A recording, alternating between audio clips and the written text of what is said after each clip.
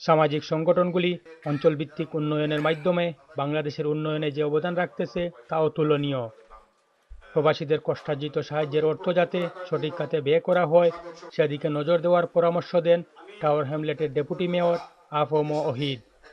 গোলাপগঞ্জ জনকল্যাণ সমিতি লুটনের নতুন কমিটির অভিষেক অনুষ্ঠানে প্রধান অতিথির বক্তব্যে তিনি এ কথাগুলি বলেন।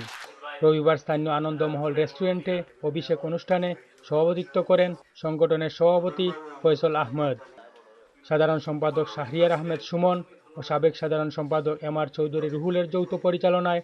বিশেষ অতিথি হিসাবে বক্তব্য রাখেন কাউন্সিলর তাহির খান, আশুক আহমদ এমবি, শামীম আহমদ, ফারুক আহমদ, আমিনুল হক জিলু, আব্দুল বাসির, তাজুল ইসলাম, মুজিবুর রহমান খান, আনোয়ারুল ইসলাম জবা, আসাদুর রহমান মনসুর, দেলওয়ার আহমদ শাহান, মঞ্জুর আহমদ শানাজ, তানহার আহমেদ তুহিন সহ অন্যান্যরা। বক্তারা মনে করেন 1969 সালে গঠিত এই প্রাচীন সংগঠনকে এগিয়ে নিতে নতুন কমিটি অগ্রণী ভূমিকা রাখবে। শিক্ষাক্ষেত্রে গোলাপগঞ্জের পুরানো ঐতিহ্য ফিরিয়ে আনতে উক্ত সংগঠন কাজ করে যাবে আশাবাদ ব্যক্ত করেন বক্তারা। Mohammad Taj, channel S television news, Luton.